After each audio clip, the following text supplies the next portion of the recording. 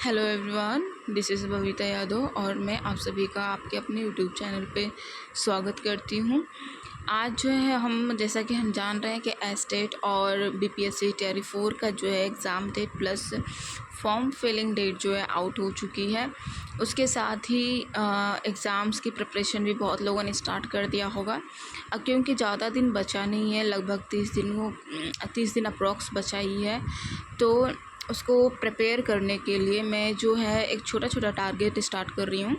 जिसको इसको फॉलो करना है कर सकता है, और इसी टारगेट को फॉलो करते हुए मैं 2023 के एस्टेट में 170 नंबर लाई थी आउट ऑफ 150 नंबर। ठीक है, तो चलिए स्टार्ट करते हैं कि कैसे हम पढ़ें और क्या पढ़ें और क्या कैसे करना चाहिए ताकि हम अच्छे से अच्छे नंबर जो है गेन कर सकें।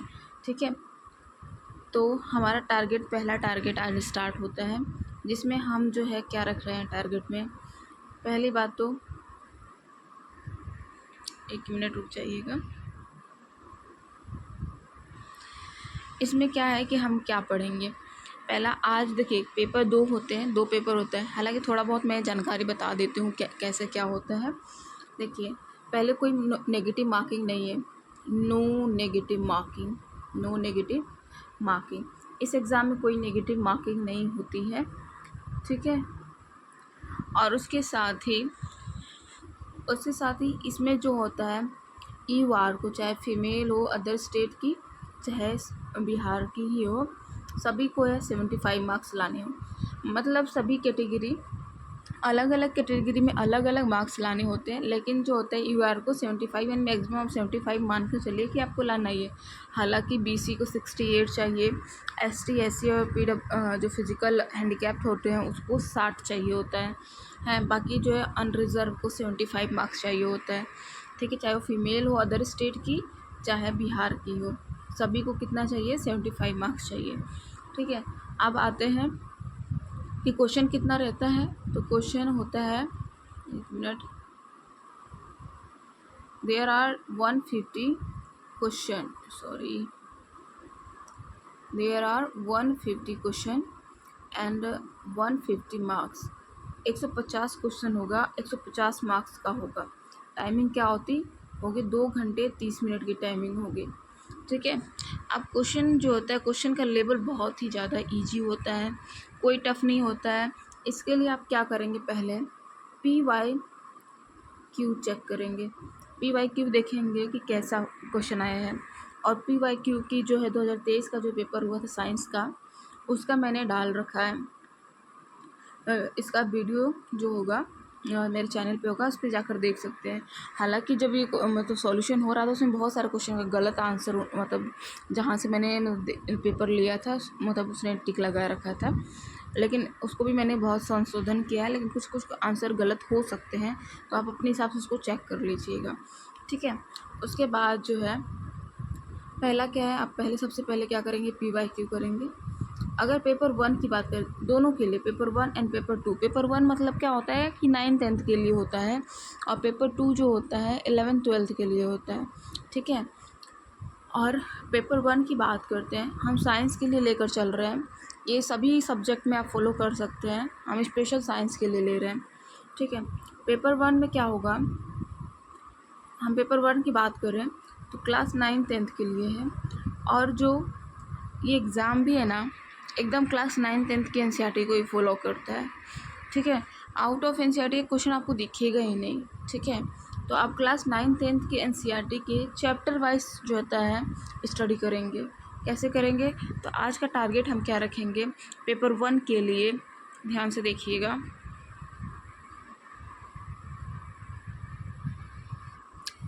टुडे टारगेट फॉर पेपर 1 क्या करना है, पहले PYQ देखेंगे। PYQ पहला काम है, PYQ देखना। दूसरा काम है NCERT। NCERT में भी क्या करना है, हमें क्लास 9th-10th को डिवाइड करना है, 9th एंड 10th। दोनों में कितने चैप्टर होंगे? कुल चैप्टर मिला लें तो लगभग 30 चैप्टर होंगे। अब 30 चैप्टर में आपको एक दिन में 2 चैप्टर कंप्लीट करना है। इससे क्या होगा कि हम एक दिन में 2 चैप्टर पढ़ेंगे तो हमारा 15 दिन में ये कंप्लीट होगा। फिर अगले 15 दिन में क्या करेंगे, हम इसको रिवाइज़ भी कर सकते हैं, क्योंकि एक बार में कोई भी चीज़ एक बार में आपको याद नहीं हो सकती है, ठीक है ना। तो हम क्लास 9th का चैप्टर फर्स्ट क्या है? मैटर। चैप्टर क्या है? मैटर यानी पदार्थ। और क्लास 10th का पहला चैप्टर क्या है? रासायनिक समीकरण, केमिकल इक्वेशन या रासायनिक दोनों के लिए ये रासायनिक समीकरण। थोड़ा गिचर पिचर होके 1 मिनट रुकिए। तो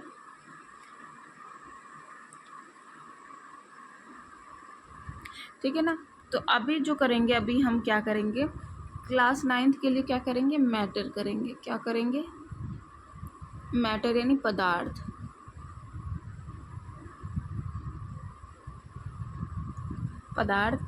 और क्लास 10th के लिए क्या करेंगे? रासायनिक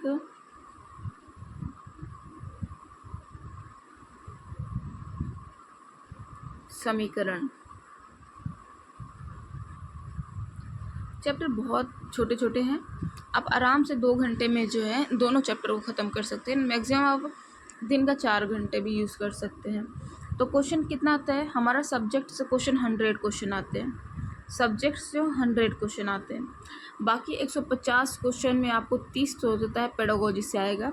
बाकी जो होता है 5 मैथ से, 5 रीजनिंग से और 5 सामान्य ज्ञान से और 5 करंट अफेयर से, और वो सब इतना ईजी होता है कि पूछिए ही नहीं। तो आप जो पहले 100 मार्क्स कंप्लीट कर लेंगे, आपको 75 भी मार्क्स चाहिए और ज़्यादा मार्क्स लाने का कोई मतलब है नहीं मतलब। तो आप क्या करिए, पहले सब्जेक्ट पे फोकस करिए। अब पेडागोजी इतनी इजी आती है कि कोई मतलब थोड़ा बहुत भी टीचिंग का प्रिपरेशन किया होगा ना तो सॉल्व कर लेगा। कोई थ्योरी नहीं आती, कोई किसी का नहीं आता, जैसे कि थॉर्नडाइक हो गए, पॉल्वो हो गए, इनका कोई भी थ्योरी नहीं आता, बस आता है कंसेप्ट आता है कि ऐसा करना है तो ऐसा कोई टीचर को क्या करना चाहिए। और भी थोड़ा बहुत 1-2 मतलब ऐसे आ जाते हैं कि थोड़ा बहुत पढ़ना पड़ेगा, लेकिन ऐसा नहीं है कि आप कर नहीं पाएंगे। आप मैक्सिमम 30 में 25 आराम से कर सकते हैं, ठीक है ना। नेगेटिव मार्किंग नहीं है तो तुक्का 30 पे पूरा लगा दीजिएगा। और 5 नंबर रीजनिंग और जनरल मैथ जिसको आती है, सिंपल मैथ आती है वो आराम से सॉल्व कर लेगा। रीजनिंग हो, मैथ हो, और सामान्य ज्ञान की बात ही मत करिए, सब बहुत इजी आता है, आप कर लेंगे। लेकिन फोकस करिए वहाँ पर सब्जेक्ट पे, क्योंकि सब्जेक्ट ही 100 मार्क्स का है। और अगर आप 100 मार्क्स कर लेते हैं तो आप क्या कर लीजिएगा, 75 कंप्लीट कर लीजिएगा।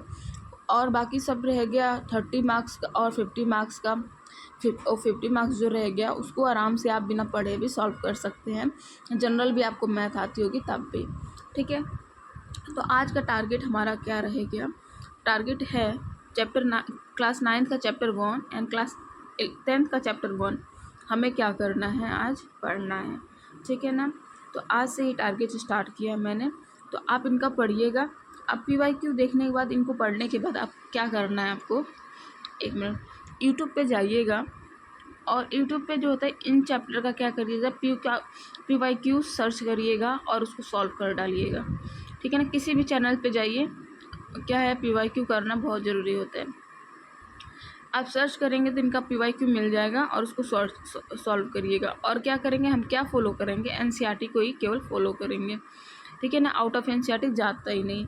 हमारा मेन मोटिव और मेन फोकस किस पे रहेगा? NCERT पे, ठीक है ना। तो क्लास 9, 10th और 11th 12th के लिए आप जिस भी सब्जेक्ट में, चाहे बायोलॉजी, फिजिक्स, केमिस्ट्री, उसमें भी क्या होगा, बायोलॉजी के भी 30 चैप्टर होते हैं, फिजिक्स के भी 30 होते हैं और केमिस्ट्री के भी 30 होते हैं।